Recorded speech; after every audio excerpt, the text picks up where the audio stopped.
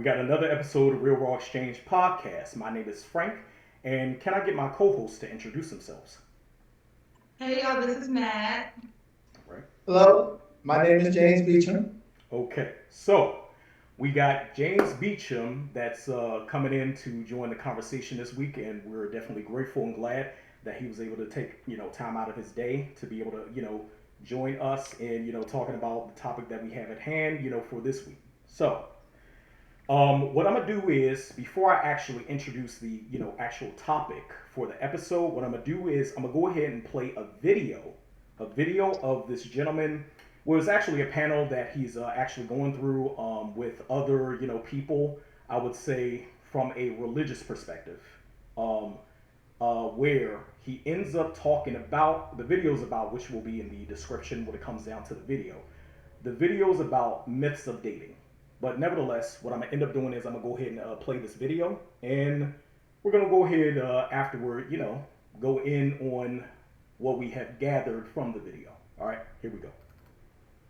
So let's talk about some of the myths of dating. Yeah. The first myth is dating is biblical. Yeah, so that word, that like True or dating. false? Yeah, dating, the word is not in the Bible. Yeah. Like that word's not in the Bible. But the concept of what we call dating is honestly practicing divorce. It's like getting with people to then figure out if you kind of want to be with them, and then you get out of it. And then we're taught, like, as young people, like, try it as many times as you want to until you find the one. But what you've done is you've formed unknowingly a habit of getting into things and getting out of them. Oh, wow, I've never heard anyone say that. So what ends up happening is when you get into a marriage and you're like, they're better than everybody else, and oh my God, I love them, and they bought me the right ring, and you go all that other stuff. When it gets tough, you're like, the first reflex I know to do is get out of it. Yeah. And that's why divorce is higher right now than it's ever been. And the saddest part is it's almost the same in the church. It's the divorce rate. It's because we've used this tool to practice getting out of situations. And so me and my wife, we really didn't know what we were doing, but we were led by the Holy Spirit, and we were leading a young adult and youth ministry. And so we started this thing called intentional dating. And not taking away, because it's a cultural term. So I've heard dating is not wrong, there's just a right way to do it. There's a right way to do it, because we live in this time. The thing I love about Jesus is that he always referenced the time he lived in. He was using analogies about fishers and farmers, because that was the currency of the day. So a lot of times I see believers like, that's not biblical, so we're not saying that, but everybody doesn't know what you're talking about. We know that word. Right. So what we decided to do is let's take the word dating and what you think that concept is, but let's put the word intentional in front of it. And what we want to do is make a process where it's not commitment yet, but you have a season of getting to know each other where there's on-ramps and off-ramps. Because the problem is, once you go Facebook official, it's over. We might as well be married. That's true. And so that's where the generation gets so messed up, is they don't have a period where they can figure each other out. And so we encourage people, hey, let's read a book together in this time, because a lot of people go to sex in the intentional dating period because they stop running out of things to talk about. Like, we've watched every movie, we're sitting here, and it's like, oh, but you look nice and you smell nice. And so we got to give them a center point that'll help them focus on God, focus on each other, and get to What kind of person should they be dating? Is that an important part of intentional dating? Because, I mean, like you said, they're like, well, I got the missionary spirit, I'm going to lead this young man to Jesus. No, don't do that. So a project is a project. Yes. And I believe that you can see potential in somebody, and you can encourage them to get in an area that they can grow. You can take them to church. But you can't grow them. That's right. Exactly. And that's the same thing with a seed. Like, you can put a seed in the ground and you can yell at it every day. But it's not going to grow any faster until it lets the nutrients and the things that are around go in. And so I do think the right person is this myth that we have, like there's this one right person. I think it's the people who work on it. I honestly think that if two people who are going after God get in the right place, in the right environment, and decide to be committed and work on something and have godly accountability and allow people to be real with them, I believe that these type of people can make it work. But so many times, like you said, Joni, people are trying to find, they see the outward, the exterior, like, oh my God, he's so fine. and then he's like, oh my gosh, she's fit in all the right places. Yeah. But then God looks at the heart. Right. Yeah. And so we don't really look at what's on the inside, and gravity has defeated everybody. So what you love right now is gonna start to fade and fall, but who they really are is gonna be that person you're in relationship with. So we try to steer people towards that. Okay, that was the video. That was actually the full video on the internet. They have this video circulating where essentially, they have this clip of him only talking about, the details just of, the concept of dating, is practicing divorce. And it pretty much stops there when it comes down to extrapolating that clip. However, for this episode, introduce the title. The title of this episode is going to be, Is Modern Dating Practicing Divorce? The choice among tools and equipment. The choice among tools and equipment. Okay. One disclaimer I want to give. Please, for the goofies out there, when it comes down to, the ones that are super religious, just know that this episode is not necessarily from the perspective or, from the absolutism of talking about this topic from a religious perspective. Okay? We are going to go in from a more, and this is no diss, but from a more universal perspective. Okay? I'm going to say universal perspective because at first I was thinking of the word of saying, from a more realistic, but, everybody has their own level or own understanding of realism. All right? So, what we're going to do is we're going to be more universal in having a free talk conversation in the scope of just talking about the details in which how, dating could be practicing divorce. Okay? And, all of us are going to, bounce ideas off one another and have our, perspectives on it. And, we're going to talk. We're going to have, grown folk talk, grown folk conversation here. All right? All right? So just, put it out there as a disclaimer. But nevertheless, if you don't like what we are saying, or if you do like what we're saying, comment, like, share, and subscribe to the YouTube channel. Okay? So we can understand your perspectives on how you see something. And we can either say, oh, yeah, we definitely agree with that point. Or we could say, you're goofy and we don't care what you say. Okay. All right. So let me go ahead first go in on my perspective on this. When I first saw the video, actually the funny thing is I first saw the clip when it came down to, him, introducing that idea as far as, dating is practicing divorce, and then, it ended up stopping there. But I, for me, because I always like to be able to understand, things that are said and, the context in which they are being said. So I need to see a whole clip of everything that is being said to bring more context to an idea. Because you have a lot of people that will just take a clip and run with that, where there are other things that are actually being said, within a full video that clip is being taken from, that is valid to be able to have a more substance-filled conversation about what the person is actually saying in reference to one sentence. Okay? Nevertheless, here's my take on it. I think in the modern world, what he says is very valid. Very valid. Okay? And here's why I say it's very valid. Because you have a lot of people that have conditioned themselves in learning how to only see a human being as a tool to be used versus understanding that human beings are works in progress when it comes down to putting multiple tools within their toolbox to have the right equipment for a prosperous and long-lasting union. Okay? Where you got a lot of people that, are, how can I say this? Serial daters. They're serial daters. That's the only thing that they do. That's the only level that they will stay at. And they end up living their lives becoming more conditioned in the perspective of, I'm going to be with this person for a certain period of time. Oh, they did something wrong, let go.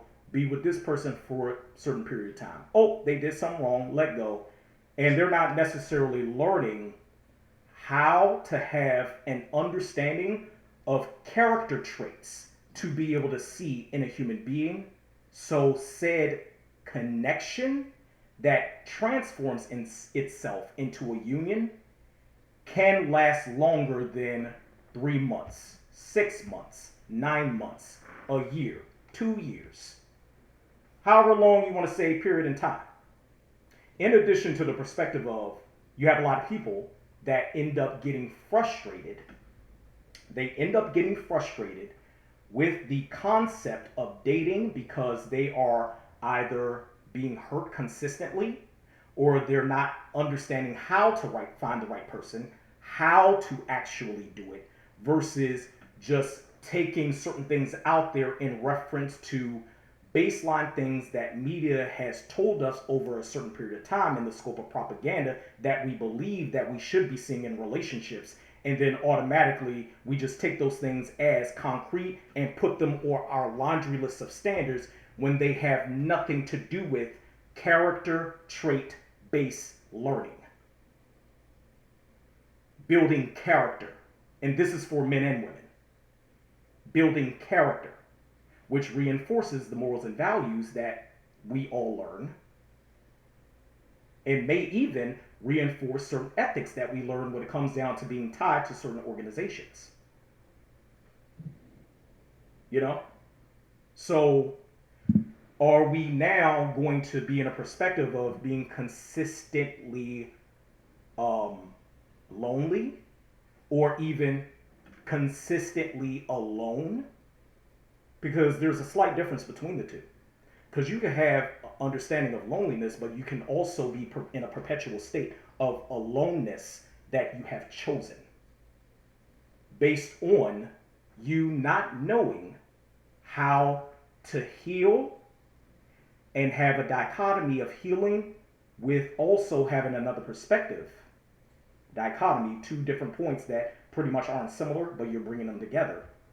Understanding healing, but then also understanding being able to have the cognitive dissonance enough to still grow and learn how to be with a person through their growth, just the same as you're with someone through your growth. Anybody else want to chime in? As I sip. Okay, I'm gonna unmute myself. Okay, I have a dog that I'm playing tug of war with right now. We already know. So if you hear her, I'm doing the best I can to keep her from barking. Lola is a part. Lola is a part of the. Yeah, Lola is. Lola is a part of the Real Raw Exchange family. Okay, so we already know Lola is going, intervene and impede on what we're talking about. It's okay. I was gonna say, so I watched the clip yesterday when you sent it to me, and it's a lot in that clip where it is biblical, right? So it does refer, and since we're taking it from a universal standpoint, I think that's good because it opens up to different ways to actually look at it. And if you're talking about the divorce rate, so let's just talk about that for a second. So if I'm right, in the U.S., I can't speak for like globally, but in the U.S., I think that it's like 50% that married couples get divorced. Go up. If it's higher than 50, it may be higher. I'm not sure. No, it is higher. It's around 70% within the U.S. when it comes down to most married couples, and 80% overwhelmingly you have women that initiate divorce. Well, that's go ahead. I'm just giving you stats. Okay, that's extremely high. That's extremely high. That's a lot higher than what I thought it was. So that's really high. I don't know if I would. Here's what I'm struggling with: the whole thing of practicing divorce. I don't know if I'd call it practicing divorce, but wholeheartedly agree with the intentional dating part of it, right? Yeah. Because that's important. And I think it's a piece a lot of people miss when they start dating.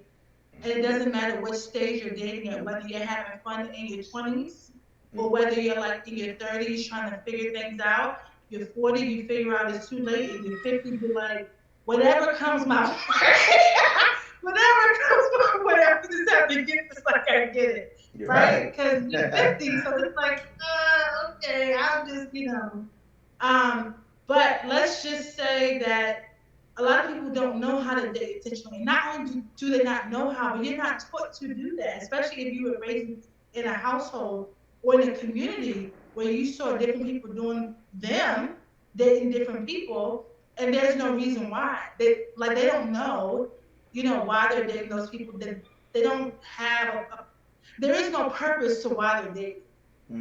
You see what I'm saying? So that's how I think about it. But if you're talking about dating intentionally, I think that the person really has to figure out what their intention is. If you don't know what your intention is, then how are you going to date intentionally? What are you intending to get from this relationship? Does intention, you know what I mean? Does intention take a certain level of self-awareness or even self-reflection to understand what you need to solidify, being able to go for, so you can get the best result based on the good intention of what you need to go for? Yeah, but even when you talk about good intention, I think that that's based on what your intention is, because everybody's intention is not the same. And what I would make consider good intention may not be what Frank or James Beecham consider good intention, right? So, for example, I can say, look, I'm in my 30s. I'm looking for, I'm single or whatever. I'm looking for a guy, and I want him to make this amount of money. I want him to do this and be this person. All these things I may not be, but I intend to get all these things out of relationship. That is my, but it is intentionally dating. I'm not saying it's good or bad, but that is her whole intent for dating. She intended to get those things out of. That's her outcome. That's what she wants it to be, right? And some of it is not realistic. A lot of people don't. A lot of people who are dating don't really think about it. But I think it boils down to what the process is. I think that if you're thinking about intentional dating, in my mind, it means to kind of just slow down. I mean, take your time and figure out what you want and what you want to give and what you can give. And I think that it should be thought about that way. I don't think that anyone should enter any type of relationship or agreement, because that's how I think about a relationship anyway. I think that it's an agreement, whether you want to think about it or not. It is an agreement. It's an agreement that you enter with another person, because you're basically, saying to this other person, look, I commit to being whatever your preference is, whether it's monogamous, polygamous, polyamorous, whatever it is, that is what your commitment is. And if you don't have an intention within that commitment, then how is it going to stand? You see what I'm saying? Then you are practicing divorce, because you're dating without intent. You're dating without even knowing what you want. Have you taken out the time to figure out what this other person wants? And if you can give that other person what they want, you know what I mean? It's kind of like, it's just, why? Take time to just figure out what you want first. I mean, and that's the hard part. That's the hard part, is people don't realize that. And when you speak about consistently loneliness versus being lonely, those are two different things, because you can be in a relationship and feel lonely. Or you can be in a relationship and understand you are alone. You see what I'm saying? You see what I'm saying?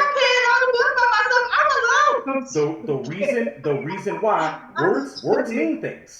It's true. Words mean things. The reason why I'm differentiating between the two is because when it comes down to loneliness, it's not a definite feeling as far as exactly what you think is making you feel lonely. Okay? Loneliness is, not a definite. Aloneness is a definite. Aloneness, you have an understanding in your mind within a certain intent that you are going to be this way that inevitably ends up making you alone, no matter if you're not with someone or if you are. You see what I'm saying? Like, you got a lot of people. I get what you're saying. You got a lot of people that are perpetually alone, or they have solidified their aloneness more than likely because either they've been scorned, or they've been hurt, or they have gone through certain trauma that inevitably they're self-identifying with that trauma based on it being burned into their amygdala and brain shit being burned into their amygdala, and then they push themselves to only see that narrative that inevitably perpetually keeps them alone, because this is how life is supposed to go. This is how life is supposed to happen. This is what life is about. I am supposed to be treated this way, even though inevitably I'm continually going in a cycle of being treated like shit because I don't believe I deserve shit. Yeah. James. Right. Or you don't believe that you're worth shit. A lot of people don't know their worth either. They don't know their worth. And knowing your worth and knowing your value to yourself and to another person, I think that that's a big key point. That and being able to define both. What is your value to yourself initially compared to what is your value to someone else in how they see you? Okay? James. Yeah. What you got for the conversation? So, when I had a chance to listen to the clip, I agree, right? And I hear a lot of these things, and I want to preface this. It seems like of late, everyone's a relationship guru, like just providing like just information. Yeah. If he's not doing this, he's not interested. Yeah. If she's not doing this, she's not interested. It's just like if he's not doing these 10 things, he's not a man. It's like, hold on, like who's determining these standards and rules? Or I'm just like it's just mind-boggling to me. So, but yeah, I just wanted to put that out there for the religious or people who are just very strict on this is how it's supposed to be. It's just crazy. But no, so when I heard the clip, the way that my mind works, it works in process, right? So I think when I hear things, I'm hearing things in certain aspects. So let's first talk about, well, before entering into the dating scene, you're talking about yourself in singleness, like your loneliness, right? Like being alone or whatever the case may be, whatever people want to call it. Yeah. But like the way I think about it is, well, first off, what are you supposed to be doing in your singleness to be prepared or ready for dating? Meaning, like, okay, you hit on, Frank, certain aspects, but let me get more specific, right? So when you're single, what things should I be practicing in my singleness for me to know if I'm ready for a potential partner or to enter into a dating scene, right? So like, for instance, let's talk about it. Leadership. What kind of leader are you? That's man and woman. How do you lead? Do you lead like a dictator? Do you lead like, I like to inspire people. My leadership is inspirational. I don't know. You have to determine what kind of leader you are going to be for a partner. Because again, the one thing that I want to make sure that people understand is that who you're specifically made for. Now, let me just make this clear. Everybody's not called to be in a relationship. I want to say that, right? Everybody's not called to be in a relationship. I agree with that. Everybody's not called to be married. Everybody's not. Like I'm being honest. Like, and so I'm not talking to those who are not desiring to be in a relationship. That's fine. You ain't got to listen to this one, right? But hear me out though. Can I say something on that note? I don't mean to cut you off, James, but can I say something on that note? Yes. Yep. Not everybody is called to be in a relationship, but also for the goofies out there, look, don't use that as a means to honestly just be in a mindset of not ever learning how to be in one, because it's a learning process. Because you got some fools out there that'll be like, well, if everybody's not called to be in a relationship, that means I don't need to be in one. Yeah. You dummy. Like, no. That's not what James is saying. You know what I'm saying? But go ahead. I'm sorry. No.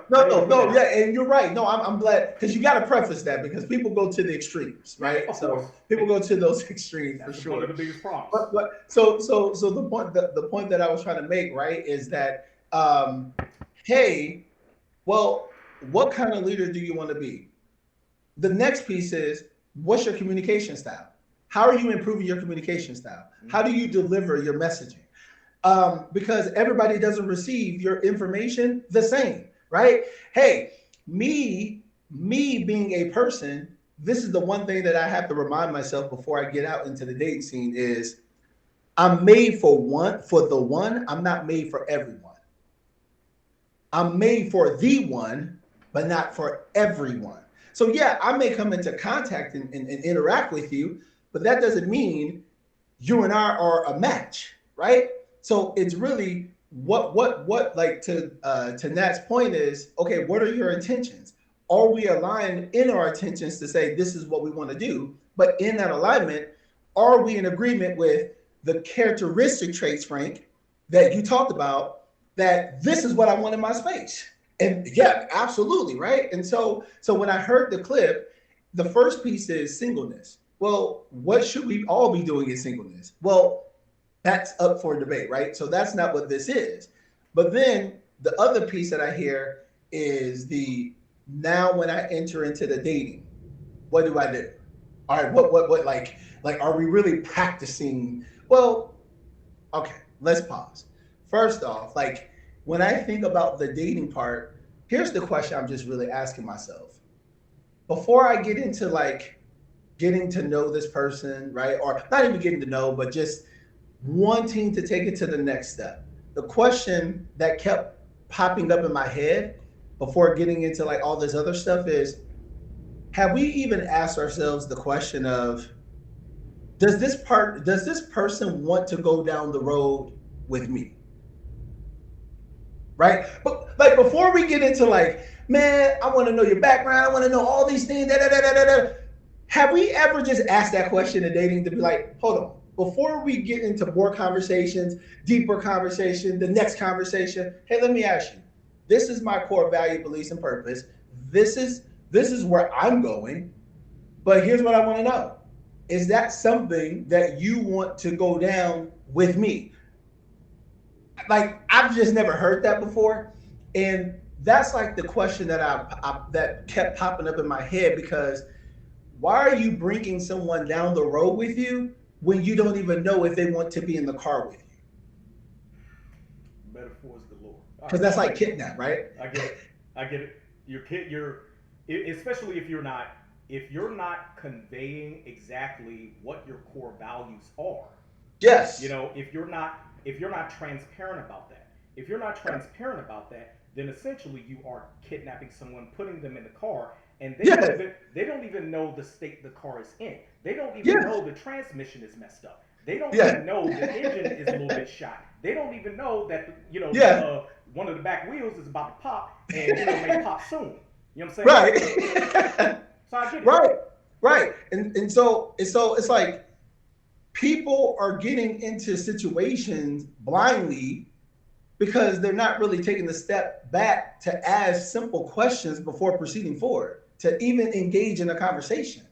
And because when I hear modern, right, it's really what I'm hearing is more, what's the customs of society? What does society actually have out there that we have to align or abide by? Well, here's my question. Who's to say that that's what we abide to? Who said that, right? Like, I don't know if I agree with that necessarily. Go ahead, Frank. I'm gonna just say something on that note. Often we end up aligning to things that essentially puts us in the path of least resistance. Because often most of us become lazy with our intention, or don't even have a responsibility to convey our intention in something, like building responsibility in that to be held accountable. You see what I'm I agree saying? with you. Like we end up just being like, oh, I'm gonna just go ahead and do this because this is one thing that I like, that I'm liking for the moment, but I don't realize for the moment is not necessarily in the concept of longevity. You Right. know, like the whole aspect of most of us essentially living life in the mindset of self gratification only versus intentional growth toward longevity. Right. Intentional growth toward Yeah. longevity. Like when you gave the example in reference to, what should be you be doing in your singlehood? What should you be doing in that? Are you effectively studying how to properly be in a connection with someone, how to properly be in the scope of complementarity with someone, Yeah. how to understand properly conveying a definition of what you all are, title Yeah. wise, Yeah. you know? Oh, absolutely. But Oh, go ahead, brother. I don't want to, I want no, no, no, no, no. Yeah, and you're hitting on a point. And this is the point that I wanted. This is the point that I was driving, and it's right to where you're saying. yeah, Here's where I was like, okay, I think what he's communicating is not what people are conveying when they're hearing this, but is exactly what I'm trying to drive home to. I didn't understand. Sorry, this is my my phone. Sorry, but people are not like people like the people that I've seen out there. They're not differentiating dating from friendship because friendship is merged with dating. And those are two totally different things that people need to understand what to drive. Mm-hmm. See, right now, modern dating is blended with friendship, which you're not really getting to know a person fully for who they are because see, it's these barriers that we put in our head that it's us. We're connected. So now I have access to you, so I can do and be things that you may not necessarily agree, but this is just who I am. Versus in a friendship, you're already setting those things in place to say, hey, let's really talk about, do we agree in the friendship what this looks like to where we can prep and be prepared for a relationship, quote unquote dating. Mm-hmm. And so this is where like in the video, he didn't really hit on, but I think that this is where like I've just seen the gap is that people don't know how to differentiate dating from a specific, like from friendship. And it's a struggle because they're not really getting to know a person. I'm gonna just say this. I'm gonna put this out there, and this is one of the things that I'm definitely thinking about when it came down to what you were saying, James. I think a lot of people run from and hide from the work it actually takes to be with someone for the long haul. And I think what happens is a lot of people hold off on their study of it during their 20s because it's been commonplace. Oh, I'm gonna just use my 20s for fun. I'm gonna just use my 20s to, spread my seed, if I can say that. Or I'm gonna just use my 20s to, to put this term out there. Use my 20s to, act out my whole phase. You know what I'm saying? Oh, I'm gonna just use my 20s to have fun so I don't have to worry about responsibilities that come with older age, Yeah. And then once they do hit older age, and of course, and I'll put this out there, if you don't like what I'm saying, put in the comments, let us know. Men and women both have their own privileges. In addition to men and women have their abilities to play with double standards. Okay? So, with that in existence, what is the best way? And I'm going to just put this out there as a question. What is the best way for younger people to understand learning the study in which they need to understand how to be in a relationship, let alone go further beyond past that and study that as early as possible so they are serious enough as possible when they do find someone that ends up being within the standards that matches their morals, values, and even ethics, depending on what organization or union that they are a part of. How early does it need to happen?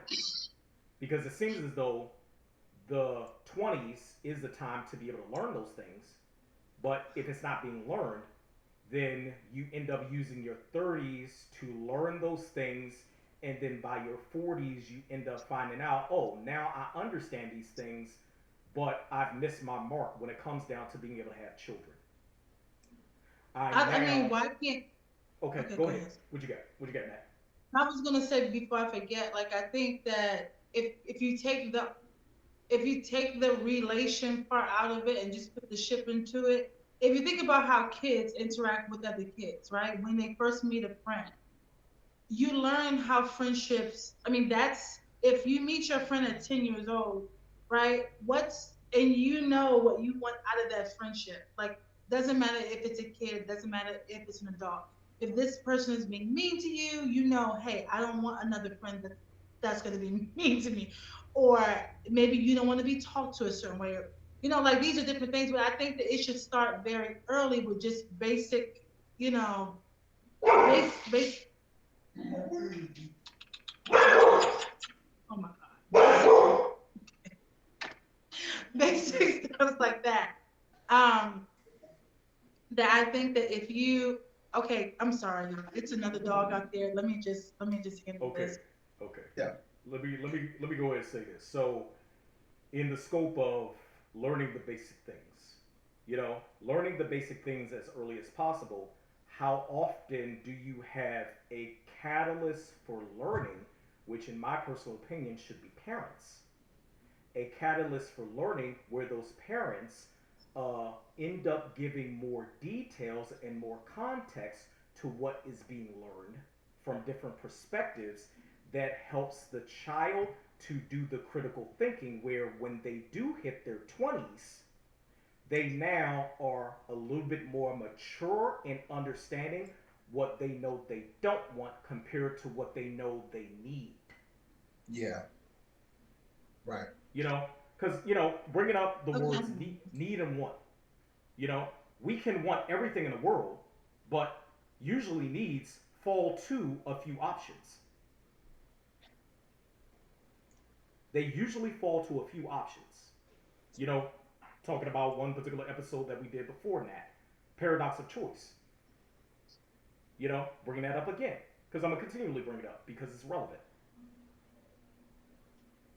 Everyone believes they have all the time in the world to be able to delve into everything. But what comes with that? Training and not understanding what you actually need that is excluded or limited to a few things. And those things often are things that help you in the scope of being able to maintain your health, being able to maintain your sanity, and being able to maintain an understanding of longevity that needs to happen from one human being to another. But oftentimes we don't exclude ourselves to a few options. We continue to just delve into the plethora of options until we realize, oh, I actually want to be married one day. Oh, I actually want to have kids one day. Oh, I actually want to be in a long lasting relationship with someone. Yeah.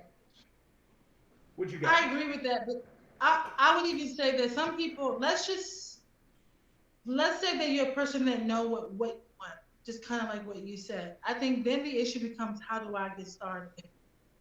Where do I start? Okay. Right? Yeah. So if I know that I want to be married, if I know that I want to be in a long-term relationship, if I know that I want kids, where do I start?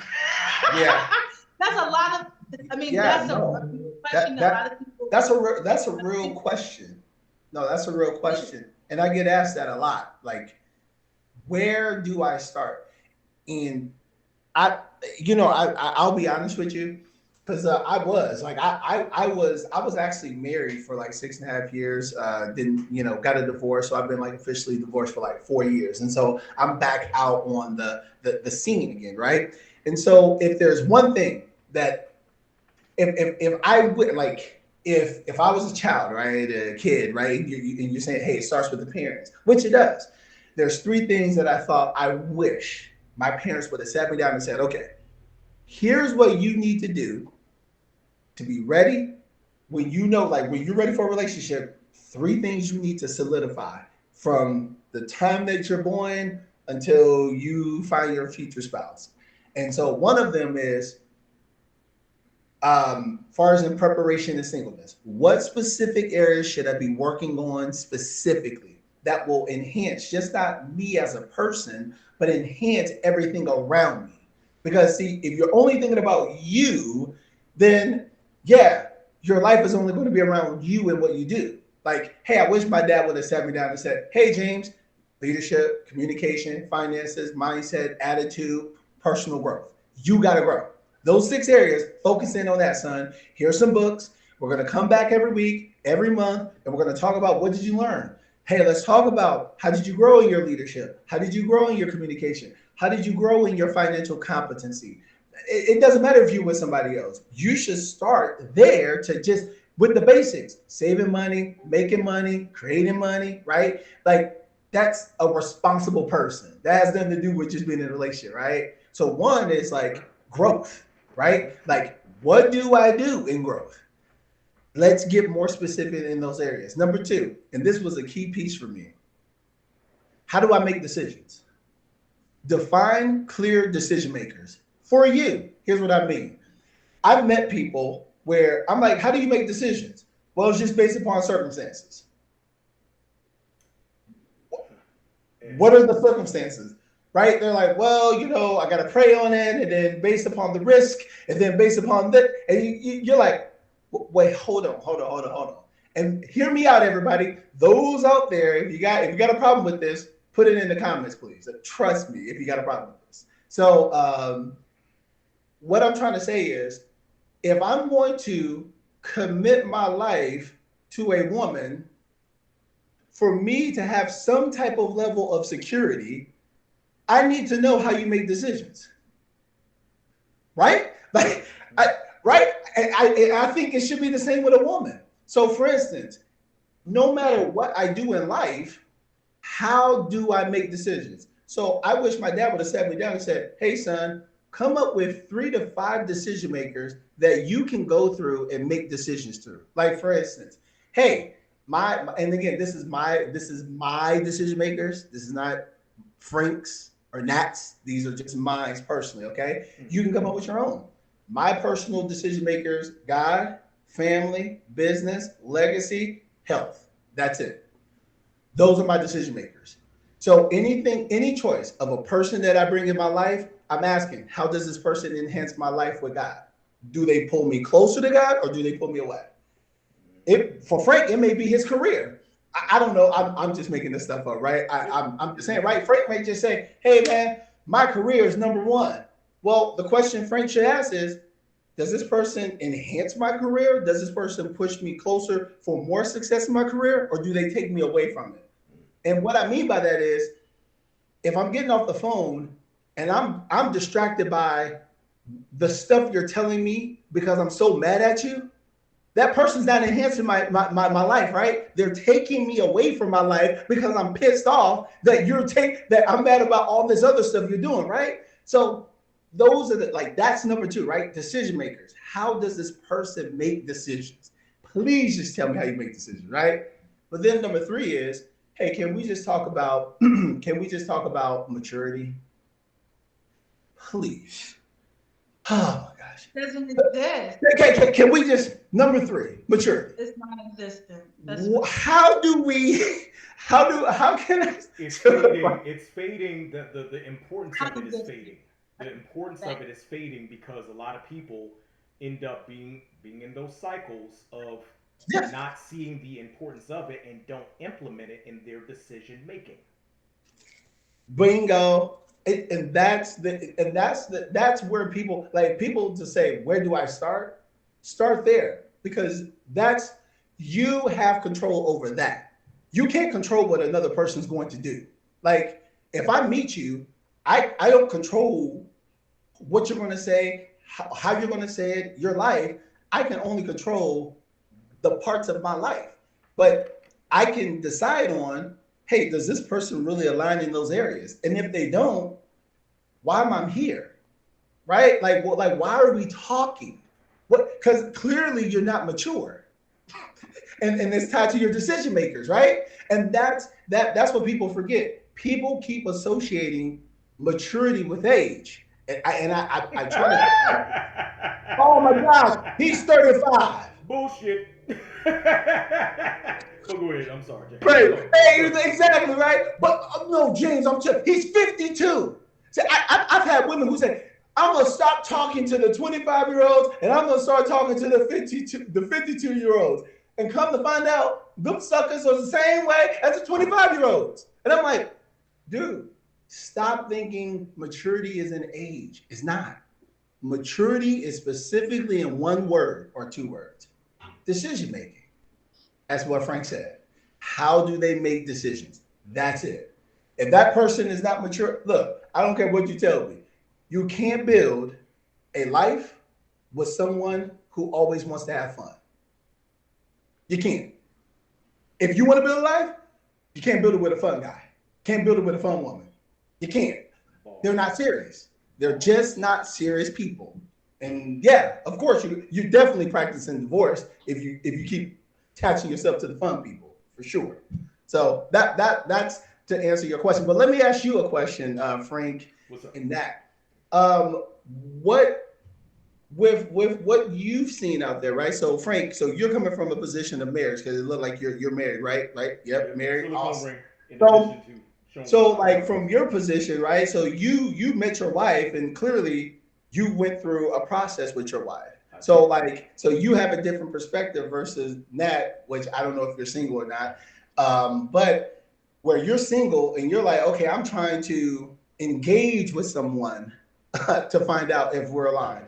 So like, what has been your process in terms of like having that person that like, okay, they match me, right? That's the first question to you. But then the second question to you mainly, Frank, is how did you find out, or how did you know that this person, this specific person, absolutely matches what I'm looking for, and vice versa, to spend a lifelong life with them, right? To build something with for forever. So those are my questions back to you.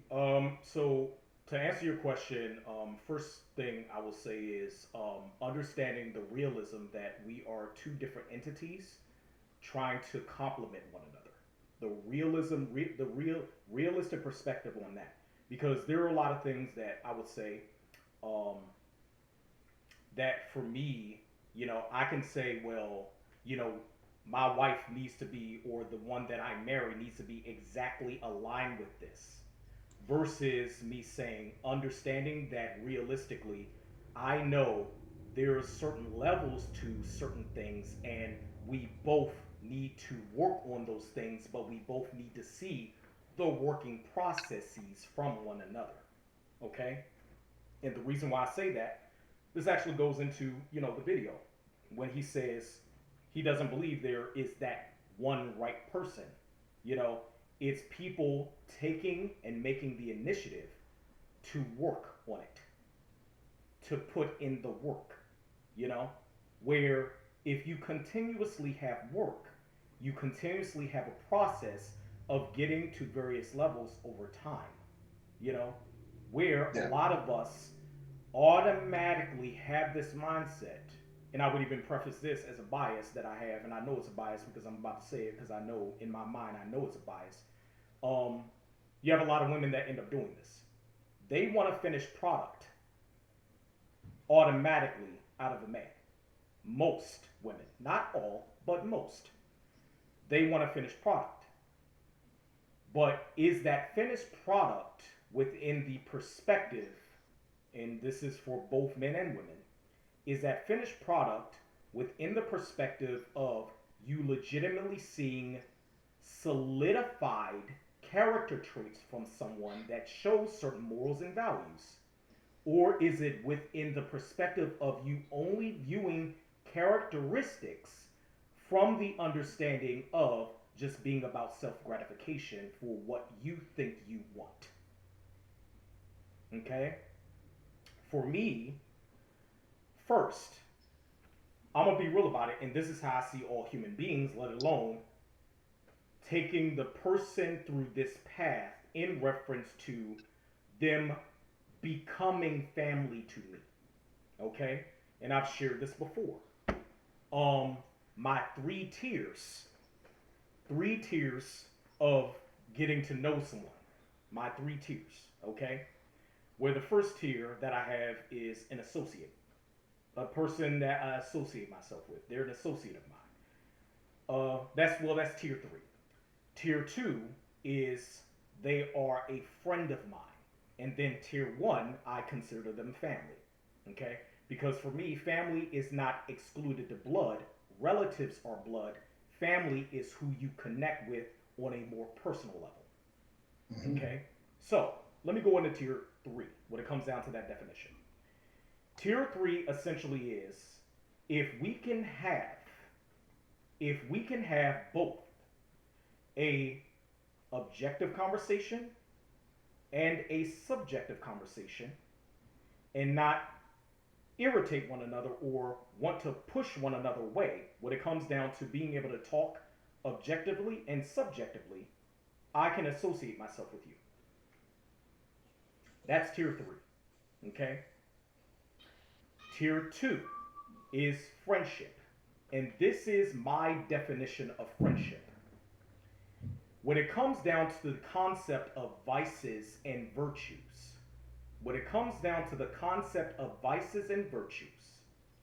if you have a good balance between vices and virtues, where I visually know you are not completely destroying yourself, or you are not making an effort to destroy ones around you, I can become your friend. You have to have balance, not imbalance between the two. You have to have balance. And that balance is really dependent on you as a human being, because we all have our own vices and virtues that we delve into from our own perspective. Mm-hmm. It's also what we're willing to put up with when it comes down to both vices and virtues. Because a lot of people may not take certain vices, of course, but also in turn, people can become envious when it comes down to certain virtues that people exude. Okay? Tier 1, family. My wife needed to fit this definition. Family. And here's my definition of family. Family is when someone can be unapologetically honest and transparent with one another, and they don't intentionally use that information in a malicious way to harm one another. They use it to build one another. That is the definition of family to me. And I created these definitions. It's been about a good 20 years that I've had these definitions in mind. This is my lens that I see people in. My wife went through all the tiers. She latched onto the definition of family, in addition to migrating to the understanding of us needing to have matching morals and values, in addition to growing upon building morals and values collectively. And a lot of people have told me, I've even, and I'm gonna be real about it, I've even dated women that have told me this, that I'm too serious about certain things. At one time, I told certain women, I'm sorry, I feel like I'm not serious enough. And those women obviously are not with me. My wife is. Which shows a lot about the person she is and how we complement one another. Doesn't necessarily mean we're going to always get it right. What it does mean is we work toward ways to get it right. That's what it means. And having that understanding. Did that answer your question, brother? Oh yeah, that answered my question. I mean, that was good stuff. I was like, hey, I wanted to jump in and say amen, brother, but but no, that what about you? What about you? I forgot what the question was.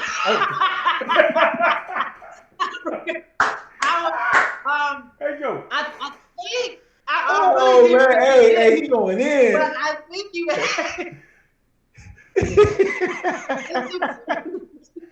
I was like, I forgot the question.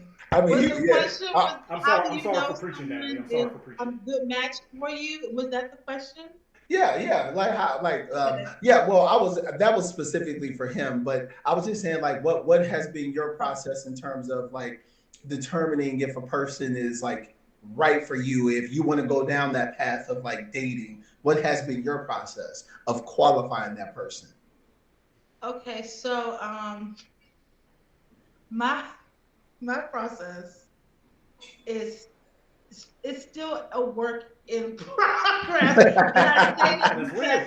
it really is. That's And real. I'm sure I'm not the only one. So for y'all in the comment section, don't come for me. Don't come for me unless I simp you. You understand me? It is a work in progress.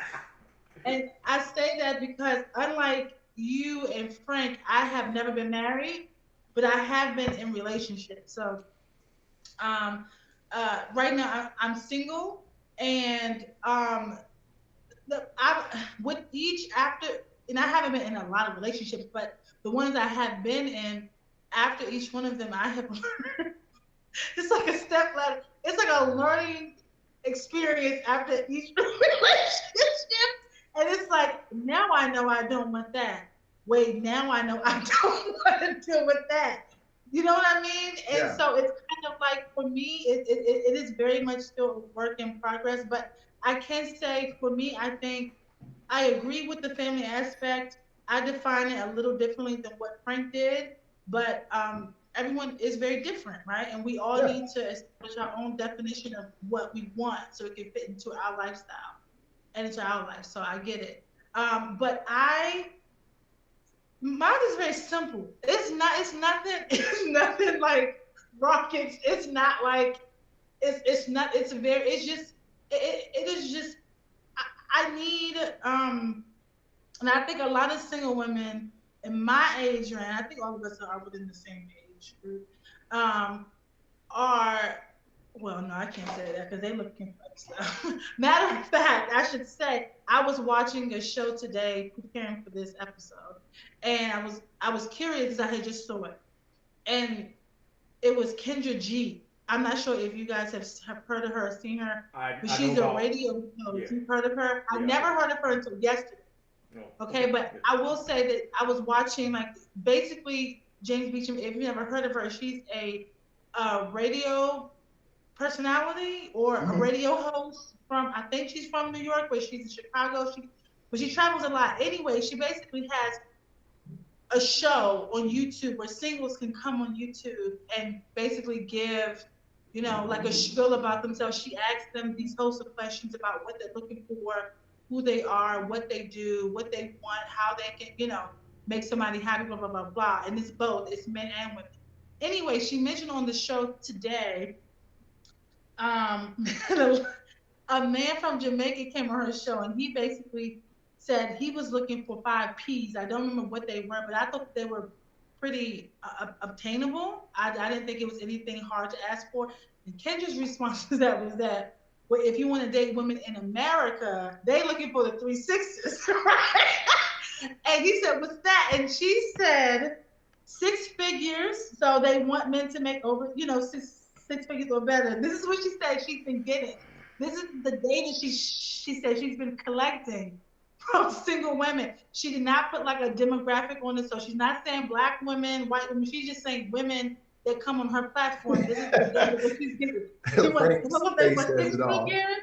Yep. They want you to be 6 feet or over, like so 6 feet 9 or over. Yeah. And they want you to be 6 inches or more below the belt. So that's what she said that the women are saying. I'm not looking for any of that. But what I will say is that it is very difficult. It's very difficult to date right now. I told somebody the other day, I'm like, if you are single, just stay single until you figure out what you want or until what you want. Come on, man. Come on. Come on. I'm telling you, going out now, maybe not for men. Take it. I'm speaking from a woman's perspective. It is not the same process. Women have a different process. Yes. I know men out there gonna be like, yeah, y'all got it. No, it's not. It's not any easier. I think we both. It is just a different process. But I think for me, to be compatible with somebody, you mentioned earlier about accessibility. I think that's important. I've dated long distance. I have never minded long distance. But if you date someone long distance, you both have to have some type of understanding of what you want out of the relationship. You have to know what you're working towards. Because first of all, you don't have access to that person, right? Not on the spot. This person is either in a different state, a different country, whatever. It's long distance. You can't see this person every day. So you're relying on technology to kind of keep you guys connected, and that could be difficult, right? Yeah. So I think that is a big one. I think conversation is a huge one. We talked about this on like an early episode where I can't find myself compatible with a man if we can't sit down and have a conversation in person. And trust me, that may be a small. People may think that that's minute, but that's a big one. I just came out of a relationship with someone not too long ago where it was hard for him to communicate directly, and I had to really build up the confidence to say to him, "Look, I can't do this via text. I need you to come to my house and tell me what you got to tell me in my face because I can't." So I'm very old school, and I'm sure I'm not the only person like that. But I think conversation is a huge key. It bridges gaps. I mean, it really does. Like, if you can't sit down and converse with someone, how can you build anything? If you don't know how to define what you want or what you need or what you're looking for, that's a conversation that needs to be had. And if you can't have that conversation verbally with someone, you're not ready to be in any type of relationship with somebody. If you have to sit there and text somebody and say, this is not elementary school. You can't just write a letter and put the yes box, no box. Nobody wants that. You have to be able to communicate. Mm-hmm. And for me, again, this is what you're asking me. So for me, that's a big one. I prefer direct communication. But I think as long as I'm not a big, I don't care about the whole money thing. I don't care what's below his belt. I don't care. I don't care about all that stuff. But I did want to mention that because she said that a lot of women mention that kind of stuff. And I was like, I found that interesting. I did. I was like, wow, that's a lot. That's okay. 6 feet. I'm gonna just say this. I'm gonna put this out there.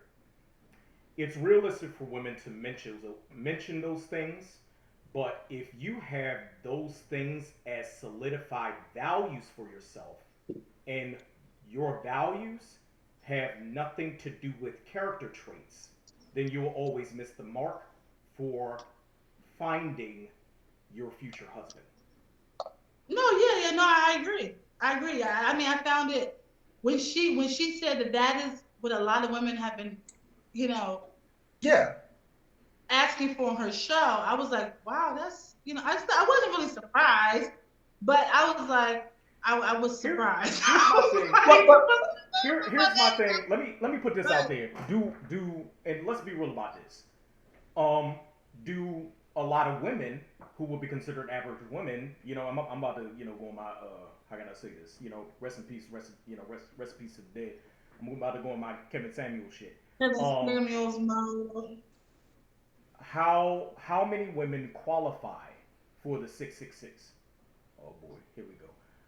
For you know what I'm saying? Like most of them don't. Most of them don't. But if you think about it, so let's take like most of them don't qualify. But you know where I think that some of them are getting this from? I had a reception. I can't say where I work at because of what I do, but basically, I had someone at my job who told her husband that they had been married for 40 plus years and they're still married. But she said that when she met him, she told him, I don't want to work. I don't want to work. She was very honest about what she want. She knew what she wanted. So let's say that. It's not that she did not know. Yeah. This is what she told him when he asked her whatever he asked her. But she said, I don't want to work. I'm not going to school. And she said something else. Anyway, she basically told him, look, I want to be taken care of. And I want you to do that for me. And in their situation, it worked very nicely. I mean, she's now retiring on a beach somewhere, and they built a family, so they have kids and all that. What I'm saying is that in some situations it does work, but I think you have these women who are looking at some women who are getting with these guys who do meet this criteria, who do fall in line with these requirements, if you will, whatever, and they see that, right? Like you see on social media sometimes, or you see in the I don't know, like these celebrity basketball players and musicians and stuff. Sometimes they're with these women who they don't do nothing. They don't do nothing. I watch Basketball Wives and all that stuff. Some of them, they just live off of their husbands. But then you see like everyday people, everyday women, and they see that. And so they're like, but she can have that. Why, what's the difference between her and I? That's what I think is coming from. And I can be wrong, but that's because a lot of women truly believe they believe that they deserve those things and they want those things, but yet they don't have those things in their life and they're doing nothing to achieve even the things that they want to achieve. Like they have no goals set for themselves. Right. So I don't know. What you got, James? What you got? No, I was going to say that goes back to what Frank was trying to drive home a point. And the way I think about it is that what she's basically saying, or what the women are saying is, and this is where both men and women kind of fall into this trap, falling in love with a person's potential versus their character. See, that's potential. The potential gets you there. The character keeps you there. See, nothing in that says anything about character. That's just potential. He's 6 feet. He got 6 inches. Oh, and he makes 6 figures. Okay, that's the door opener. It's like the resume. I call it the resume. Yeah, on resume, that looks amazing. That's awesome. That from the outside looking in, he dresses well. He looks good. It seems like he's a nice person. But then when you get into the character piece, see, again, that's where the issue comes in. Because now what women are, see, what that's really telling me is, well, he has the 3 6s, but he treats you like crap. Well, no, but he got them 3 6s, girl. Like that's the problem that I think that, and it's not even women, it's men too, right? Where they fall in love with the potential. But then it's like, well, no. How to keep this thing moving, longevity down the line, you got to fall in love with character, because character is what keeps it moving in the right direction. it's not potential, because potential will end you up being diagnosed with BBD. Now, have you ever heard of that diagnosis? It's actually coined in the medical term BBD. BBD? You don't know what BBD means? It means broke, busted, and disgusted. Don't go down the road of being broke, busted, and disgusted. Okay? BBD. Broke, busted, and disgusted. Amen? Amen. Hey, yo. Don't be diagnosed with BBD. Because a lot of people out there right now are diagnosed with BBD, okay? I'm going to keep it a buck. At first, I thought you said BPD, which is borderline personality disorder. That's no. But I was just like, okay, you said the letter. He's like, yeah, it's a new medical term. Yeah, broke, busted, and disgusted. Don't go down that road. No, stay away from that. One thing I want to say was, so for the character trait piece, both men and women, from the woman's perspective, what is going on in this woman's mind as far as how she sees you? What character traits she actually has that qualifies her for actually being wife material? Okay? What quality traits character traits does this man has that qualifies him to be a husband? You know? Like, are we asking those questions truly? Are we asking those questions honestly? Or is it a continuation, and this is what more often than not happens, a continuation of people just getting into situationships to see how things just work? Yeah. You should have already understood. Absolutely. You should have already understood before getting into anything what you needed to make it work. That's the thing. Yeah. That's what people are not learning. They're not learning the study it takes to understand the science behind relationships, let alone having a prosperous marriage. Because you got a lot of people that are willing to just only understand having a wedding, but what about the marriage? It's a difference between having a wedding versus having a prosperous marriage. Just the same as it's a difference between just having children versus wanting to be a parent. Differences. Absolutely. Acknowledging the reality of those differences. Some women can't see past the ring. You just say that. They can't see past some women delve too much into propaganda when it comes down to everybody else telling them what they need to actually think about, and inevitably that ends up putting them in a state of aloneness. Yeah. You got some men who end up having this mindset of only seeing, women for just the, tilapia they got between their pants. You know what I'm saying? And just filleting the tilapia with their kielbasa. They only see that. That's the only thing they think about. And inevitably, that will put them in a state of aloneness because they're only using women as a tool.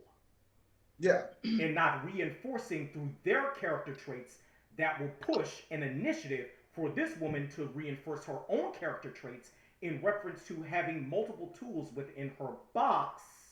Yeah. Box, meaning her brain, not her box when it comes down to her tilapia, and using her box when it comes down to her brain to have multiple tools in it, which gives the proper equipment to reinforce longevity. Yeah. Yeah, those kinds of people who, like, when I hear the 3 6s, and then when I hear about men who just want to just have sex, I put them in the category of this category, and they're called hood rats. Don't deal with hood rats. Hey, they're hood rats. That's just what they are. Look, you can be offended out there. You can call it whatever you like, right? You can be like, well, James, I don't agree. Well, make the comments and tell me what you disagree with. They're hood rats. That's just what. Don't date those people. That's all I say. Just stay away from because that's shallow, right? Like like when I hear that kind of stuff. Okay, cool. If that's the only thing you're looking for, move on. Because it's dumb. Because then there was this TikTok video. I was watching this today, and it was so funny. And on the TikTok video, it was this pretty girl, and she was in the car. She was like, "People always ask, why do most men cheat on the most prettiest girls?" And then it got interrupted with another girl, and the girl was like, "Because y'all dumb as right, like y'all boring. Y'all don't do anything. Y'all just look pretty, and y'all don't know how to stimulate a man's mind." And I'm like, she got like 190 views, right? Like it was like crazy. But you know what? That to some extent that is true. It's like you're boring. Is that it? The three sixes, and for men, whatever it is, just the woman's body. Is that just it? Because if I come to a conversation and it's always around, well, hey, what do you do? Like to what Nat was saying, man, if I can't sit down and just have a decent conversation with you, how can we build anything? And that's why I think that people was just challenged. I'm gonna keep it a buck. During the time that I was dating, I would deliberately avoid women that put themselves in the example. Put themselves in the example. I say that those words for a reason. Put themselves in the example to mimic the beauty that is being promoted more so in the media. I would deliberately avoid them because I knew as soon as I start talking about stuff like, oh, the inevitability of change, I know they lose interest because you can't have a conversation with me. I want to know what's on your mind, woman. I want to know what's going on in that nugget of yours. I want to know what's going on in that dome piece. Not me just wanting dome piece. I need to understand what is going on within that dome piece. And then eventually maybe we may get to a situation where I could get some dome piece. You understand what I'm saying? You know what I'm saying? Like, nah, no. You need to show me what substance you have in your brain, Yeah. brain housing group, so I could better understand if you are understanding of being a wife. Yeah. A wife. Not a jump off. Not just some random tilapia that just need to be filleted. Yeah. A wife. You know? I don't think that women associate the the term wife with. I think that they associate it with title, not really like responsibility. You know what I mean? And I think that's where a lot of women are missing the mark, and that's just my take on it. Ooh, question. You know what I mean? Question. Why do you think they're missing that mark? What do you think is the primary reason they're missing that mark? And I'm gonna put that for both of Oh, y'all. I think there's several reasons. I mean, I don't think that everybody's blind to anything, right? It's kind of like what you allow yourself to see and what you don't want to see. Like that's how I think about it. Like it's not that you didn't see that wasn't going to work out. You knew. You probably didn't know what was going to happen, how what the income was going to. I mean, outcome was going to be, but you knew it wasn't for you. You knew that it probably wasn't Yeah. something that you should have kind of got into. Um, I don't think that they are blind to getting into it. I think that some of them are. I think paradox of choice plays a part in it, and saying that they just don't know what to kind of do. Like it's almost like they're indecisive of of what to choose, where to choose, and it's kind of like, and I think some of them are afraid to build. I mean, to say I do to one person for the rest of your life, uh, I mean, it's understandably so, probably like a fear that you may have. But I only say that a fear that you have if you're not if you didn't do your due diligence and getting to know this person, if you didn't already have a relationship with this person before you got to that altar and said your vows, yes, you are in fear because you shouldn't even be up there. You shouldn't even be doing what you're about to do right now because you don't even know what you're getting yourself into. Mm. It is a responsibility. Just like like the woman expects the man, because there are high expectations. Let's just say that there are high expectations for a man in a relationship. when you're married to a man, those expectations raise, right? He is supposed to be end all, be all, everything, protector, provider, blah, blah, blah, blah, blah, blah. But I don't think that the woman understands her responsibility and her role. And a lot of women don't want to put themselves in place, but I'm a person that believes that everybody has a place, everybody has a role. And that's how you kind of come together and create that family unit. Your kids have a place, you have a place, your husband have a place. If you got pets, they got a place.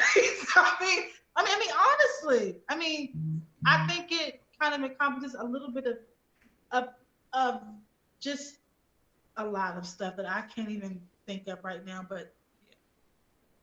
So here's my question. Here's my question. What do you think both women and men need to do in not just using dating as a means to only have fun, but use dating as a means to truly vet a person that they want to spend the rest of their life with, or a person that they want to establish a connection with to see if monogamy is for them, or let's just say maybe down the line poly may be for them. Oh yeah, I brought it in. I brought it in. Go ahead. Let's go. No, because Let's I go. think that a lot of people out here are living a polyamorous lifestyle by default. They just don't want to.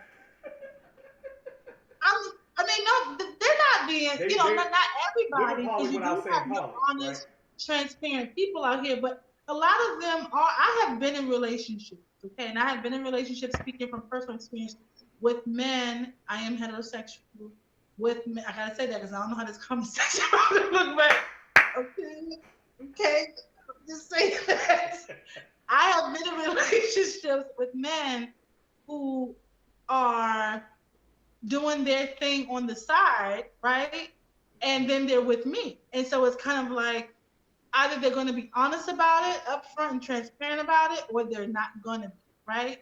Yeah. And it's kind of like that thing, you're innocent until proven guilty. Like, I don't know what you're doing. I probably suspect you're something that is going on, but I don't know. He is he is with, by definition, polyamorous. You are engaging in multiple relationships and you're not committing to anything, right? Even if this man says, hey, I'm with you, I'm your boyfriend or whatever, we're in a relationship. If you step outside of that relationship and you decide to be intimate with someone else, if you step outside that relationship and you decide to go to a movie with someone else and I don't know about it, then you're doing something in secrecy. Okay, you're lying by omission. You should have Yeah. volunteered that information and let me decide. I'm not saying I'm not your mother. I can't tell you no, don't go. But you have to. You should. It's common courtesy to open up that offer, that put that on the table, right? That's You are polyamorous, whether you want to admit it or not. You are living a polyamorous lifestyle, Yeah. and that's how I feel about it. They don't want to admit it. Matter of fact, by experiment, I'm not living a polyamorous lifestyle, but I did put that on the table in one relationship. I was in one, only because I knew he was doing his thing, and I wanted to see what his response would be. Not that I was gonna say, yeah, I want to be poly, Yeah. but I was just interested in what the answer was gonna be, and he said no, and I said why, and he said, because I know that you don't want that. I said, well, then why do you fuck other women?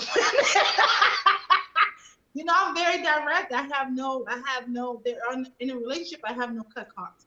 And I think a lot of that should be told too. You have some people who are beating too much around the bush. Y'all, I can't. Just get right to it. If you're doing something or if you want to tell someone something, I go back to the communication piece. You have to be able to communicate. My whole thing Just, is you being around the bush and you up here using some hedge trimmers to be able to, kind of put the bush, in a certain shape and everything. When in actuality, the bush, when it comes down to the root, is rotten, and you just need to cut that thing down. You know what I mean? My metaphors are ridiculous. All I'm saying is, it's like you're not taking the initiative to be open and honest how you need to be. You're just trying to No, play. that's not at all. And that's on both ends. That's for men and women. I'm not saying Yeah. it's on one That's end. on I both know it's sides. on both Yeah. ends, but it's on both ends differently. You know, Yeah. because men and women communicate differently. But also being able to understand a baseline of how we need to communicate with one another. I'm consistently using the word need in this conversation. Why? Because oftentimes the word need is seen as absolute, and absolution or absolutism is unattractive. Is unattractive for most people. Most people, especially if they're in a mindset of just wanting to have fun and they don't want to be committed to nobody on any level. Yeah. You know what I mean? It's and that's dangerous. I'm gonna just go ahead and say that that's dangerous because you don't know what the other person, and that's just my personal thing. It goes beyond getting. Some people put stress on, oh well, you could get pregnant by this person. Yeah, but you could also, this daily stuff out there besides pregnant. I'd rather get pregnant. It's just, that's responsible also. By you being transparent, you're being responsible. If you two agree to go out there and do your own separate thing, it should be said, or no, forget that. It should be practiced. You should be practicing safe sex because a lot of people don't. That's a whole nother thing. Well, but it's like you bring that into your relationship. It's just conflict and it's confusing. And two things. A lot of people have been groomed, one, into believing that it's more of a thrill to do things unsafely. You know, that's grooming. Oh yeah. You know. Yeah, it's a song out. It's a song by I don't know who the song is by. Said artist that honestly I don't fucking listen to. But go ahead. What you say? Oh, you heard it? You heard the song? I'm saying said artist that I don't fucking listen to because I don't listen to artists. Well, I need to know who the artist is. Well, when I heard that, I don't know who it's by y'all, but basically I heard it on was it TikTok? No, on Instagram, and it's basically it's condoning the practice of having unsafe sex. Like he is, but it's very explicit. So I'm sure y'all heard it, but he's basically saying I hit it raw, right? And when I heard seriously, there's a song because I listened to it and I said, wait a minute. Wait a minute.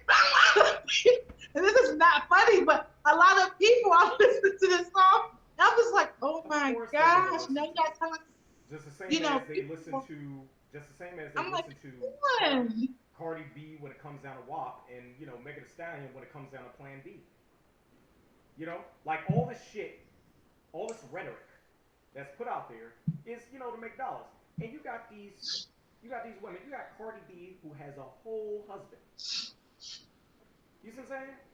But you putting out shit that doesn't mimic truly the lifestyle you live, or probably did mimic the lifestyle you lived at one time, but you decided to clean up your act.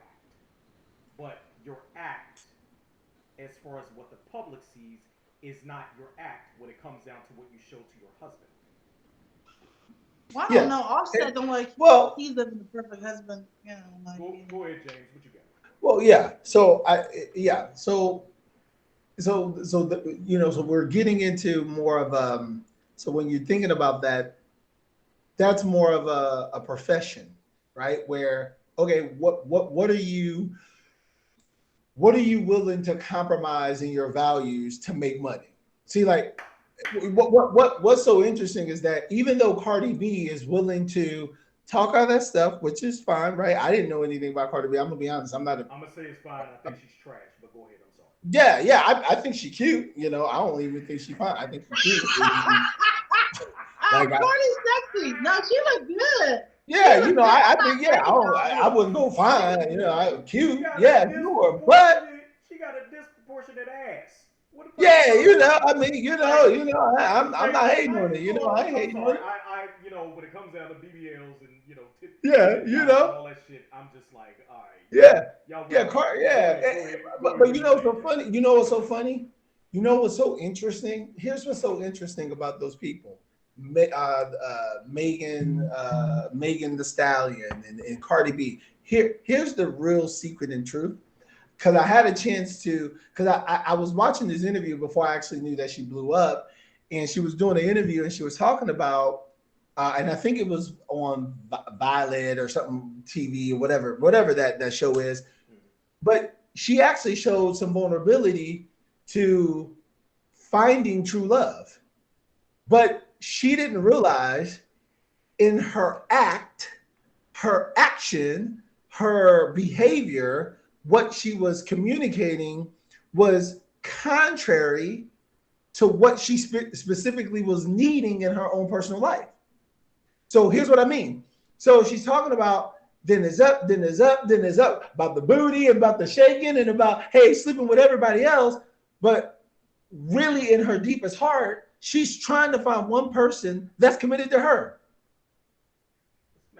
So it's like, so my point is, the point that I'm trying to make is, so when I heard her say what she was saying, the thing that I really realized was, oh, so you're compromising the true core values of who you really are to make money, but really in your heart, you truly want those things, but you're at a crossroad.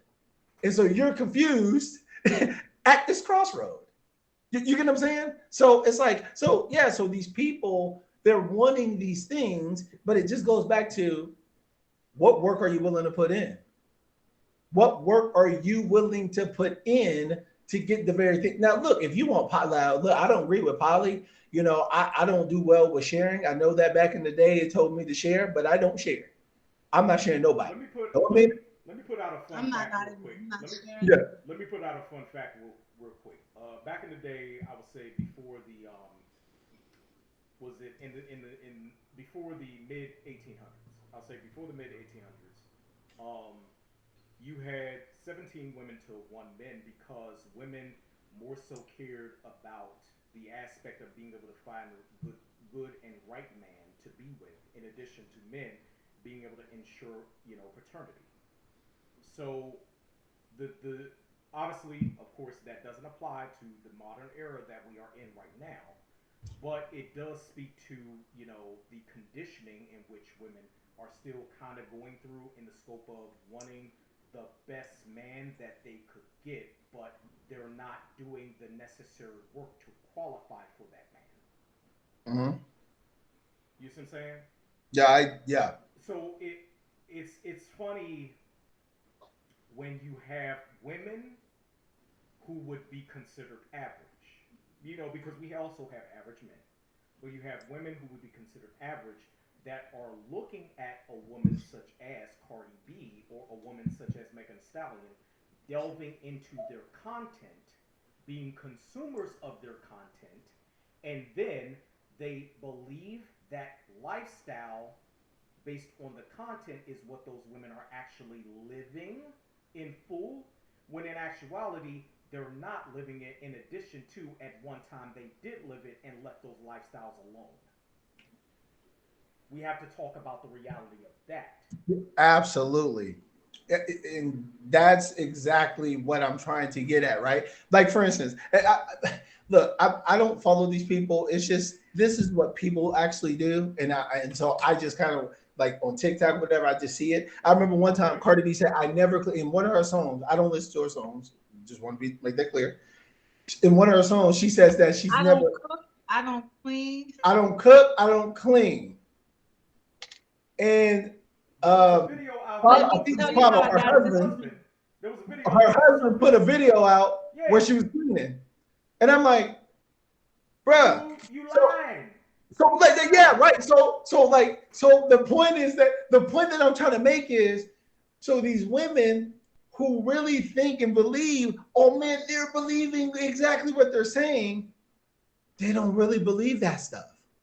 Megan Thee Stallion, look, I don't care what anybody says. She wants commitment just as much as the regular woman out in society. She wants the same thing. By the way, it got so serious with Cardi B that she was going to divorce her husband because her husband wanted to do a threesome. And it's like, look, stop it. Stop. Like, like when people are hearing and following these other people, it's like, bruh, they don't believe what they're saying. They're only doing it because they're compromising in their values. I just want to make money, right? And again, I have no problem with that. But that's not all artists. I'm just saying there are specific artists that's willing to do those things just to get to their career and their lifestyle. I'm gonna put it like this. The reason why I have an issue with it is because of the concept of grooming. You have the younger generations, the ones that are younger than us, ones within, this conversation now, that are younger than us, that are looking at these images and looking at these forms of propaganda and believing that is reality. You see what I'm saying? Where my thing is, there are various forms of grooming when it comes down to propaganda being put out there for a specific reason, and to kind of bring it back to the original topic, for the specific reason of keeping us separate. Keeping us separate, because you have ones that are understanding, when it comes down to the powers that be, understanding of one concept in reference to women being the number one consumers on the face of the earth, and two, the concept in which women, not only in this modern era, are doing better in reference to making more than men when it comes down to currency in various ways. Right? Where taking those two realities, and then understanding the perspective on seeing how society is now going today, where still you have women that are extremely hypergamous, but also in turn feel that a man needs to accept their modern mindset. And they do not match. They don't. But then you have women like Cardi B, Megan Thee Stallion, pushing forth an agenda within their content that reinforces modern thinking, but they're not living that lifestyle. They're just getting that coin from their consumers because their consumers are living that lifestyle, which reinforces later on women being alone and men being alone. But still, women outnumber men 7-1. How did that work? You see what I'm saying? No, yeah. Well, and so yeah. So when I say it's not a problem, right? I'm not saying an issue as far as in making money. The issue that I just have is to what you said a little bit earlier, which is what I'm trying to drive the point to. Just be honest. Look, dude, just be real. Like, yo, like if that's what you're doing, okay, dude, just do that. Okay, I don't have no problem. Hey, man, hey, I put the music out because that's what you want to hear. This is not what I truly believe. This is not how I truly live. I'm just spitting these rhymes because that's what you like. If they did that, would they be making the same amount of coin that they? Come on. You know they're not going to get. You know they're not. You know if they spit that to the public is not going to buy into them because they're like, dude, you fake. Right. They're not allowed to spit it to the public because most of the contracts that they get in tell them what the fuck they need to be like. Yes, 100%. Hey, you remember? Hey, you remember that? So just to let the public, I don't know if they know this, but how I know Nad and Frank, we actually sung in the Wilberforce choir. You know, we traveled, we did all of that. I remember back in the day. You know what I mean? These guys right here, these two, they can sing. Okay, they can sing their butts off for sure. I was always we could throw down. Yeah. I only say it because we don't want to be saying. Yeah. But James got all the solos. Yeah. You know, when he got solos, I'm like, I ain't get no solo. They were like, nah, man, we ain't doing no solos. All I'm saying is, if anybody need for us to be able to do a gig or something, you know what I'm saying? Comment, like, share, and subscribe to this channel, and let us know if you need us for a gig. All I'm Yes, saying, exactly. Yeah. But go ahead. Yeah, exactly. Now, you remember when the gentleman from Sony, I think it's Sony BMG, that came down to speak to us about like the reality of the industry? You remember? I don't know if you remember that. I don't specifically remember. I don't know if I was there for that specifically. Yeah, yeah. Oh, it was there. It was there. Yeah, absolutely. It was a light skinned guy, and I got there a little bit late because I was in class. But when I got there, the whole point of what he was saying is, in the music game, they actually control your rights. They control what you wear. They control what you sing. You don't control what kind of food, what kind of, like, they control all of those things. So what they do is they put you on and say, okay, you're gonna have this one hit. You're gonna sound with us. You need to do. I'm making this stuff up. 2 hit albums in order for you to pay back the very thing that we gave you. So they're going to prop you up with $100,000, $200,000, $300,000 to put into your album, your clothes, your shoes, the travels, all that stuff, right? So the point that I'm trying to drive here is that normally the people that you see in the beginning are not normally the people who they really are in real life or later down the line, i.e. Chris Brown. I would have never thought Chris Brown was this abusive guy, or this guy would have like a bad attitude, right? Because normally he was like, man, he's so innocent, he's so sweet, and, right? And then now you like, is he okay? Is he good, Kimbo? Right? That's my point that I'm trying to get at is, dude, if you want to make money, that's cool, make money, but don't lie to me. Listen, don't sit here and tell me you don't cook, you don't clean, but you in your house cleaning. Here's my thing. Come on, man. Here's my thing. When I look at Chris Brown, the question that I ask myself is, who hurt you as a kid? Who fucked you up as a kid to where all of a sudden now you need to be putting your hands on women in a certain way? Who did it? Relationship type music, and then as time went on, his music became much more graphic and explicit. His music has changed, and with his music changing, so has he. He's not the same person. And that's just what I see, and I can be totally different. He could have been that person all along, but I saw him in interviews early on. I mean, just on TV. Yeah. I saw him in like early interviews, and then looking at his music and how it's changed. Yeah. He leaves nothing left for the imagination. He's gonna tell it just like it is in his music. It's a difference. It's very much in your face. It's a difference between not leaving anything for the imagination or being forced into not leaving anything for the imagination.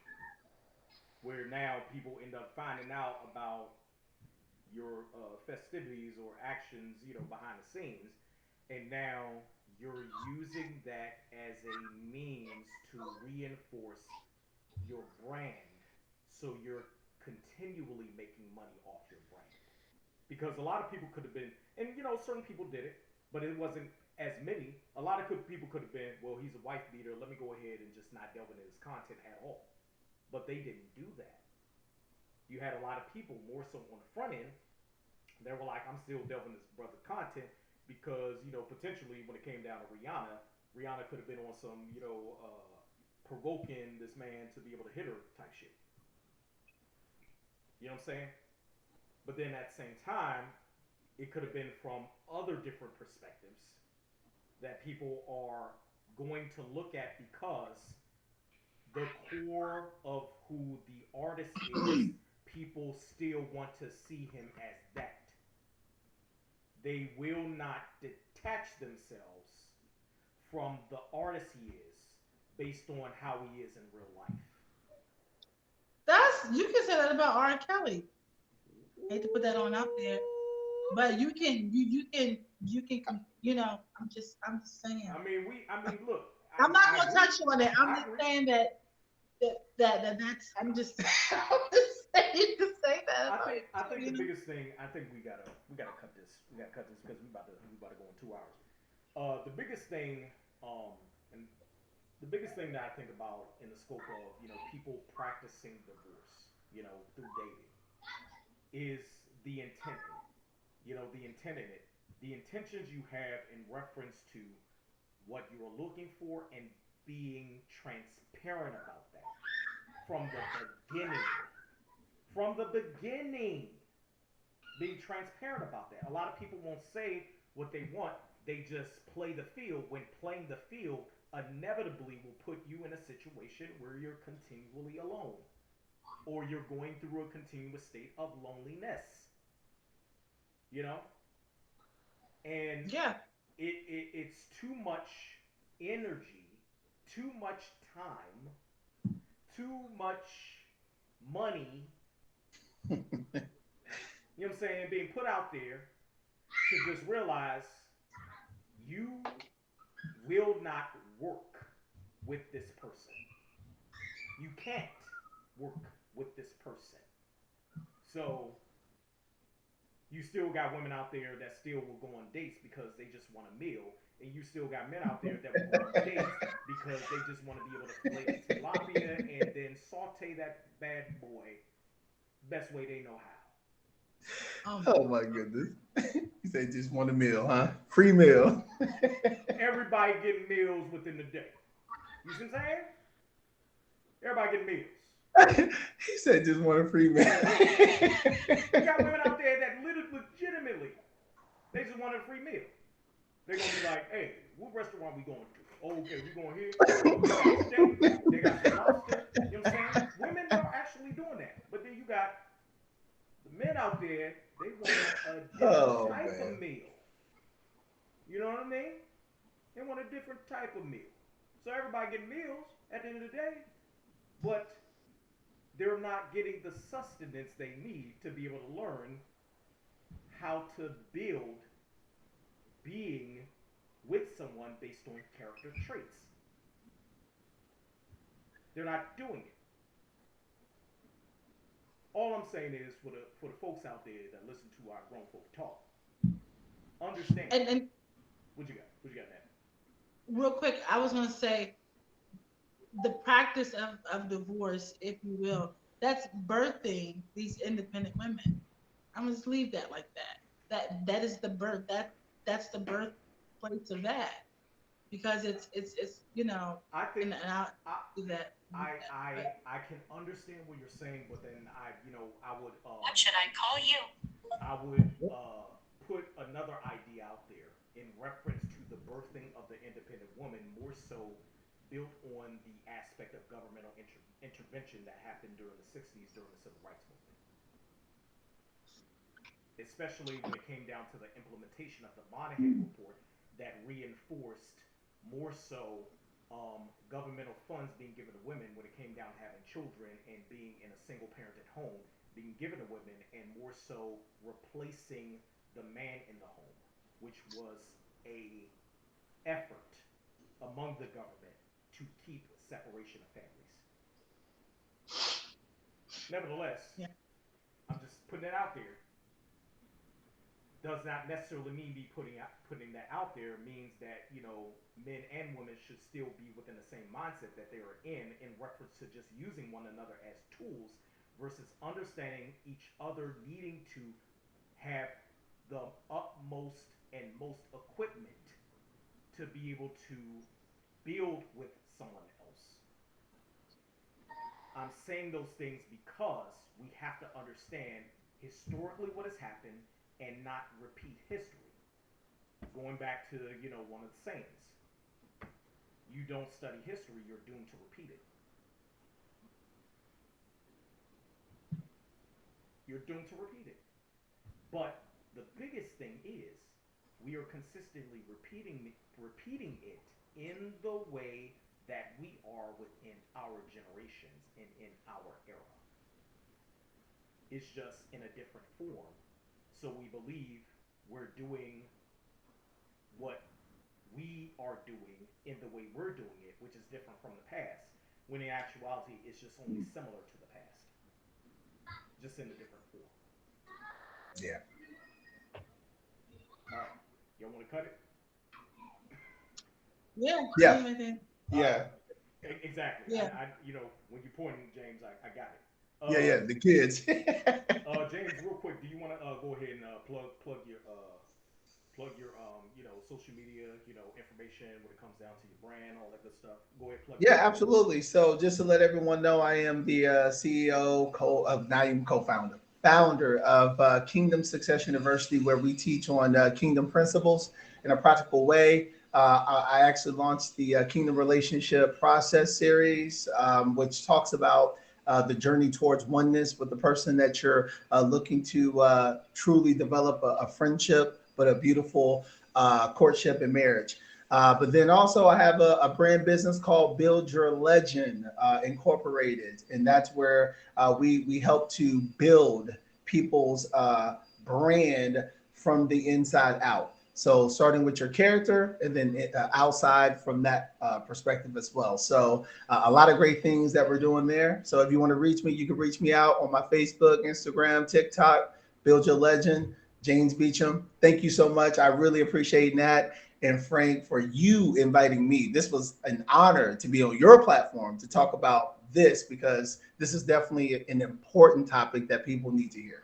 Absolutely, absolutely, and yeah, we in the future we're going to continue to bring people on this platform to be able to go ahead and talk about good topics, especially when they are, their passion is tied to the topic at hand.